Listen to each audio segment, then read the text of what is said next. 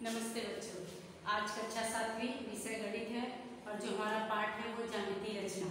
तो आज ज्यामितीय रचना में हम जैसे पिछले वीडियो में रेखाखंड की सर्वांग समता और कोणों की सर्वांग समता इसके बारे में हमें पूरी जानकारी है। तो आज उसी से संबंधित हम प्रसंग करेंगे। तो चलो आइए, यहाँ पर प्रसंग 6 में इसमें है रेखाखंडों की सर्वांग समता। जैसा कि उस दिन मैंने बताया था, रेखा खंडों की सर्वांग अगर करना है, अगर समान करना है तो उनकी लंबाई को आपको ध्यान देना पड़ेगा। तो यहाँ पर आपके प्रसंग में यहाँ पे आकृति दी गई है, उस आकृति में बहुत सारे रेखाखंड दिए गए हैं। तो कौन से रेखाखंड सर्वांग सम है? तो यहाँ पे आपको विभाजक का उपयोग करके करना है। अगर आपके पास विभाजक नहीं तो स्केल का उपयोग करके भी आप लंबाई नाप सकते हैं। तो यहाँ पे हमारे पास भी नहीं है, लेकिन हम गोला प्रकार का उपयोग करके करेंगे। जैसे यहाँ पर देखिए, रेखाखंड यम आर खींचा गया है, तो यहाँ से एन जी एक रेखाखंड खींचा गया है, यहाँ से जी बी है, फिर जी आर है, जी सी है, जी ई है और जी डी। जैसे यहाँ पे प्रश्न दिया है, नीचे दी गई आकृति में सर्वांगसम रेखाखंडों की जोड़ियां लिखो। तो आपको क्या करना है? जोड़ियां। जो रेखाखंड की लंबाई समान है उन रेखाखंडों को क्या करो? एक स्थान पर लिखो। जैसे यहाँ पर आप देखेंगे, अगर जी बी तो आपके पास विभाजक है तो उसका उपयोग कीजिए, नहीं तो स्केल का। तो यहाँ पर विभाजक न होते हुए गोला प्रकार ये भी विभाजक का ही काम करेगा। तो मैं अगर इसको यहाँ से यहाँ पर रख रही हूँ, इसके जो दूरी क्या है आ गई इसके अंदर, तो फिर वापस मैं यहाँ पे अगर रखती हूँ तो देखिए इसकी लंबाई क्या है? दोनों की समान है, अर्थात दोनों की लंबाई क्या होगी? समान है। तो अर्थात हम कह सकते हैं जी बी, रेखाखंड जी बी और रेखाखंड जी सी क्या है? समान है। क्या है? समान है। तो हम यहाँ पे लिख सकते हैं रेख, रेखाखंड को हम रेख भी लिखते हैं। तो रेख जी सी सर्वांगसम, समान को हम क्या बोलते हैं? सर्वांगसम। तो सर्वांगसम लिखने के बदले उसके चिन्ह का हम उपयोग करेंगे, जैसा कि मैं पिछले वीडियो में बताई थी। ये उसका सर्वांगसमता का चिन्ह है। तो सर्वांगसम है किसके? रेख जी बी के। रेख जी बी के क्या है? सर्वांगसम। तो आपको एक मिल गया, रेख जी सी सर्वांगसम है रेख जी बी। जिसके पास विभाजक नहीं है वह क्या काम करेंगे? स्केल की सहायता से इसकी लंबाई नाप लेंगे। लंबाई नापने पर अगर इन दोनों की लंबाई अगर समान है तो यह रेखाखंड क्या है? सर्वांगसम है। अब आते हैं हम यहाँ पर एन जी, हम लेते हैं एन जी को। एन जी लिया, आपके विभाजक में इसकी लंबाई ले लीजिए और एन जी से हम क्या करते हैं? फिर जी ई लेते हैं। देखिए ये दोनों की, देखिए थोड़ा भी अंतर नहीं हो रहा, मुझे बढ़ाना या घटाना नहीं पड़ रहा है, एग्जैक्ट रखने पर देखिए वही आ रहा है। तो मतलब इन दोनों के लंबाई क्या है? समान है, जी ई और एन जी की। तो ये क्या है?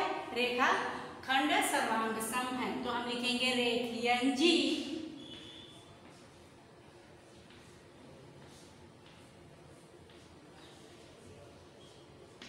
सर्वांगसमता का चिन्ह दिखाइए। एन जी सर्वांगसम है जी ई के, रेख जी ई। अब आते हैं हम, देखिए एम जी और जी आर की तरफ जाएंगे। देखिए एम जी और फिर क्या क्या आते हैं? जी आर। थोड़ा भी इसमें कुछ परिवर्तन करना नहीं पड़ा हमें। एम जी और जी आर दोनों की लंबाई क्या है? समान। तो एम जी, रेखाखंड एम जी सर्वांगसम है रेखाखंड जी आर के। तो लिख सकते हैं हम यहाँ पे रेख एम जी सर्वांगसम है रेख जी आर के। अब हम देखिए यहाँ पर जी डी भी दिया है, तो मैं जी डी की लंबाई ले लूंगी। देखिए उसको हर जगह रखेंगे हम। देखिए यहाँ पे रखने पर समान नहीं हो रहा है, फिर यहाँ पे रखिए जी सी पर, नहीं समान नहीं दिख रहा है। फिर जी आर पर रखिए, देखिए इसकी दूरी कम हो रही है। फिर यहाँ पर रखिए जी बी पर, कम है दूरी।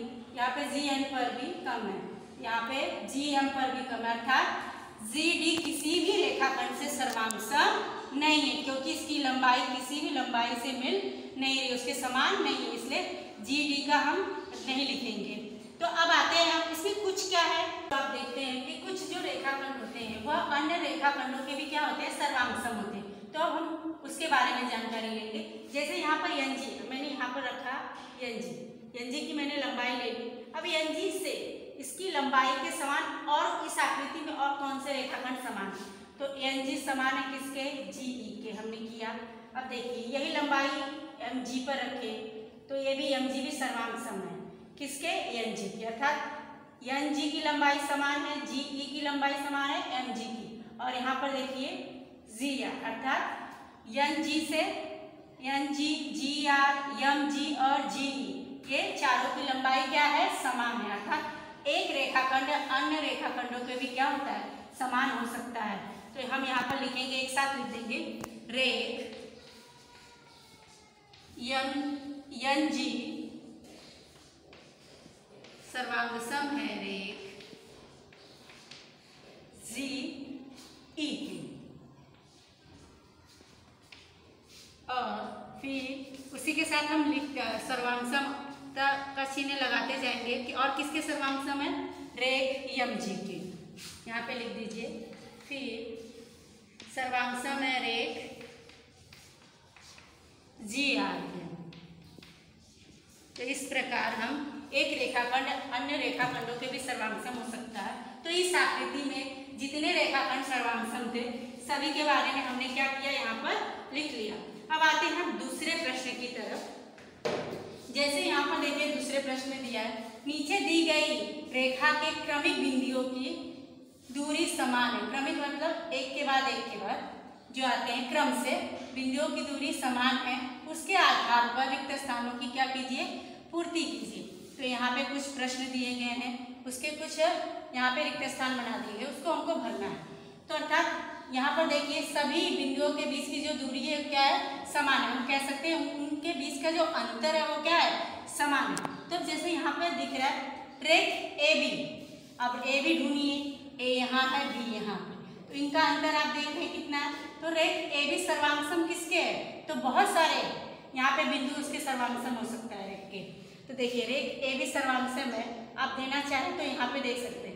एक्स डब्ल्यू के भी सर्वांगसम है क्योंकि इनका अंतर और इनका अंतर, अर्थात कह सकते हैं इनकी जो दूरी है और इनकी दूरी है क्या, समान है। जेड वाई भी आप ले सकते हो, क्यू पी भी ले सकते हो, क्योंकि इनके बीच की जो दूरी है वो क्या है, समान है, एकदम सेम इसके। जैसे अगर हम विभाजक का उपयोग करेंगे, देखिए यहाँ पे ए बी है, इसकी जो दूरी है यहाँ पे रखेंगे तो भी वही है, यहाँ पे रखेंगे तो भी वही है। तो आप इसमें से किसी भी दो बिंदु को उठाइए और रेख का नाम लिख दीजिए। तो किसी भी दो, लेकिन उनका अंतर क्या होना चाहिए, समान होना चाहिए, उनकी लंबाई समान होनी चाहिए। तो ए बी, आप अगर कोई भी वाई और डब्ल्यू नहीं ले सकते क्योंकि इनके अंदर का जो अंतर है वो क्या हो जाएगा, ज़्यादा हो जाएगा और इसके समान नहीं है। तो इसीलिए वह बिंदु आपको लेना है जो इसके दूरी के अर्थात समानता इस दोनों के बराबर है, अर्थात अंतर समान हो। ए बी जेड वाई लिख सकते हैं हम। तो देखिए अंतर क्या है, समान है, जेड वाई। आगे आपका आप क्यू पी भी लिख सकते हैं क्योंकि क्यू पी भी उसके अंतर जो दूरी है उसके समान ही है। तो इसी प्रकार हम बहुत सारे नाम इसके लिख सकते हैं, लेकिन यहाँ पे हमें एक ही लिखना है तो हम सिर्फ जेड वाई लिख देते हैं। अब आते हैं रेख ए पी, ए का यहाँ, पी का यहाँ। तो ए पी अगर आपको आसानी से करना है तो देख लीजिए इसके बीच में कितने बिंदु है, 1 2 3 4। तो आपको ऐसे दो बिंदु उठाने हैं जिसके बीच में 4 बिंदु हैं। तो क्यू ले लिए मैं और यहाँ पे ले लो डब्ल्यू, यहाँ पे डब्ल्यू, इसके बीच में देखो 1 2 3 4 आ रहा है अंतर, इसलिए क्या होगा, दोनों का समान होगा। तो आप क्यू और डब्ल्यू यहाँ पे लिख सकते हो। अगर आपको देखना है तो आप विभाजक या स्केल की सहायता से इसको आप नाप सकते हो। जैसे मैंने यहाँ पे ए और पी लिया, इसकी दूरी मैंने यहाँ पे है। अब देखो मैंने क्या लिखा, क्यू डब्ल्यू, तो क्यू डब्ल्यू पे इसे रख दीजिए। देखिए थोड़ा भी अंतर नहीं है क्योंकि दूरी क्या है, समान है, इसीलिए रेख ए पी सर्वांगसम है रेख क्यू डब्ल्यू की। आप कोई और भी ले सकते हो, जैसे यहाँ पे देखिए वाई ले लीजिए और ये 4 बिंदु छोड़ दीजिए, वाई सी, और फिर रखेंगे सेम वही दूरी आपको मिलेगी। तो आप यहाँ पे वाई सी भी लिख सकते हो। तो आपके ऊपर निर्भर करता है कि आप कौन से बिंदु को लेकर रेख का नाम लिखना है और उसकी, लेकिन उसकी दूरी क्या होनी चाहिए, समान, इस बात को आपको ध्यान में रखना है। अब आइए यहाँ पे रेख AC, रेख AC। अब यहाँ इसके बीच में क्या है, एक ही बिंदु है, तो हम यहाँ पे रेख AC इसका माप ले लेते हैं। और कोई ऐसे दो बिंदु ढूंढते हैं जिसके बीच में एक ही बिंदु है। जैसे मैंने ले लिया PY ले लो, और इसको देखिए, इसकी लंबाई AC की लंबाई मैंने यहाँ पे लिया है। फिर Q, यहाँ पे देखिए QZ बराबर आ रहा है, तो यहाँ पे हम QZ लिख सकते हैं। हो गया। आप दूसरा कुछ लेना चाहे, देखिए यहाँ पे लेंगे तो भी सेम आएगा। तो आप जो भी लेना है उसकी दूरी अगर आप समान है तो आप लिख सकते हैं रेख AC सर्वांग समय रेख QZ के। अब आता है यहाँ पे देखिए, पहला नहीं दिया दूसरा दिया, रेख BY, तो BY के पास जाइए, BY, तो बार बार आपको स्केल और विभाजक की जरूरत ना पड़े, आप सीधा ध्यान दीजिए BY कितने का अंतर है, 1 2 3 बीच में आया है ना बिंदु, तो आप ऐसे ही ढूंढ लीजिए। Z ले लीजिए, Z इसके बीच में क्या लिया है, 1 2 3 बिंदु, तो ZA लिख सकते हैं। तो ZA सर्वांग समय रेख BY के, इसको नापना है आपको तो देख लीजिए, BY, B यहाँ है, Y यहाँ है, इसकी दूरी ले लीजिए, और ZA इसकी दूरी यहाँ पे रख लीजिए, दोनों क्या है समान आ रहे, तो रेख ZA सर्वांग समय रेख BY। अब आते हैं यहाँ पे देखिए, रेख YQ दिया है, YQ है, देखिए इसका हम ले लिए, इसके बीच में 2 का अंतर है, तो हम भी एक कुछ दूसरा लेते हैं, X है और यहाँ पे B ले लेते हैं, इसके बीच में 2 बिंदु आए हैं। अब इसको यहाँ पे रखिए, देखिए अंतर क्या आएगा, समान, अर्थात समान दूरी है, तो हम XB यहाँ पे लिख सकते हैं, रेख XB सर्वांग समय रेख YQ की, क्योंकि दूरी क्या है, दोनों की समान। अब आता है रेख BW, B कहाँ है, यहाँ है बच्चों, B और ये W, इनके बीच में क्या है, अंतर 1 का है, तो अब दूसरा कोई उठा लीजिए, XZ दे दीजिए या ZX दीजिए। अब देखिए BW का यहाँ पे आ गया, A दूरी है आपकी। अब आइए ZX ले लीजिए, आपका आ जाएगा समान दूरी है, तो यहाँ पे हम ZX लिख सकते हैं। तो इस रेखा पर बहुत सारे बिंदु दिए थे, लेकिन वो बिंदु क्या थे, समान दूरी पर थे, तो आपको यहाँ पे रेख का नाम दिया गया था। जो रिक्त स्थान थे उसको भरना था, किस हिसाब से हमने भरा, समान दूरी, क्योंकि हमने रेखाखंड की सर्वांग समता पढ़ते समय यही कहा था कि दूरी अगर समान है तो रेखाखंड क्या होंगे, सर्वांग सम, तो उसी का उपयोग करके हमने ये दूसरी सवाल को यहाँ पर किया। अब आते हैं प्रसंग 7 की तरफ। हमने उस दिन समझाया था कि प्रसंग 7 कि कोणों की सर्वांग समता क्या थी, कि कोणों के जो माप होते हैं अगर समान है तो वो दोनों कोण क्या होंगे, सर्वांग सम होंगे। तो चाहे वो 2 हो चाहे 3 होगा, 3 कोण के माप समान है तो तीनों कोण सर्वांग सम हो। तो कुछ इसी प्रकार के प्रश्न आपके यहाँ दिए गए हैं किताब में। तो यहाँ पहला प्रश्न देखें, नीचे कुछ कोणों की आकृतियां दी गई है, इनमें से सर्वांगसम कोणों की जोड़ियों को सर्वांग समता चिन्ह का उपयोग कर के लिखो।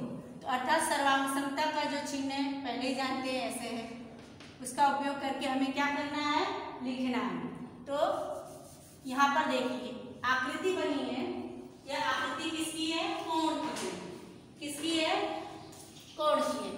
तो यहाँ पर देखिए ये कोण है AOC, पहले इन सब के बारे में जानकारी लेते हैं सभी कोण। तो ये 90 अंश का कोण दिखा रहा है, 90 अंश के कोण को समद्विभाजित विभाजित किया गया है। तो समद्विभाजित विभाजित करने पे क्या हुआ, 90 अंश का कोण क्या होगा, 45, 2 भागों में बढ़ गया, तो क्या होगा 45 अंश, अर्थात AOB कितना हो गया, 45 अंश का। फिर इसको क्या किया, फिर इसी को क्या किया, इसमें 30 अंश का कोण बनाया गया। तो 30 अंश का कोण जैसे DOC, तो यहाँ पर आपको AOC के अंदर AOB 45 अंश का कोण और दूसरा 30 अंश का कोण DOC मिला है। तो अब इसके बराबर अर्थात इसके कोण के माप के बराबर और कौन से कोण है, उससे हम क्या करना है, इसको सर्वांगसम दिखाना है, क्योंकि कोण की सर्वांग समता के लिए दोनों कोणों का माप क्या होना चाहिए, समान होना चाहिए। तो अब उसके बारे में हम देखेंगे। जैसे यहाँ पर दिया है कोण AOC, तो कोण AOC कितना है, 90 अंश। तो यहाँ पे 90 अंश का और कोई कोण है, हाँ यहाँ पे देखिए, यहाँ पे PQR क्या है, 90 अंश का। तो हम दिखा सकते हैं कोण AOC। सर्वांग समता का चिन्ह का उपयोग, तो यहाँ पे देखिए सर्वांग समता का चिन्ह ये। अब PQR, कोण PQR क्या हो गया, 90 अंश। तो ये दोनों कोणों के माप क्या थे, समान थे, इसीलिए दोनों कोण क्या है, सर्वांग सम है। अब आते हैं हम दूसरे, यहाँ पे दूसरा जो कोण दिया गया है AOB। AOB ध्यान से देखिए बच्चों, AOB ये कितना है, 45 अंश। अब यहाँ पे देखिए और कोई है 45 अंश यहाँ पे, तो इसका हम नाम देते हैं EFG, अर्थात इस कोण का नाम है EFG। तो यहाँ पर हम AOC, दूसरा जो कोण है कोण AOB 45 अंश का AOB सर्वांग सम है। इसके 45 अंश के माप के हिसाब से दूसरा कोण कौन सा है, EFG, कोण EFG। तो ये दोनों 45 अंश के कोण है, इसलिए क्या इन कोणों का माप समान है, इसलिए ये एक दूसरे के क्या है, सर्वांग सम है। अब आते हैं तीसरे कोण की तरफ। अब देखते हैं यहाँ पे एक कोण का माप और है DOC। DOC कितना है, 30 अंश। तो यहाँ पे 30 अंश का एक कोण है LMN। तो यहाँ पे हम देखेंगे DOC, कोण DOC सर्वांग सम है कोण LMN। तो आप इसमें क्या आपको दिखाई दिया कि जिन दो कोणों के माप क्या है, सर्वांग, जिन दो कोणों के माप समान है वह कोण क्या है, सर्वांग सम। उसी का उपयोग करके हमने प्रश्न नंबर 7 के सवालों को किया।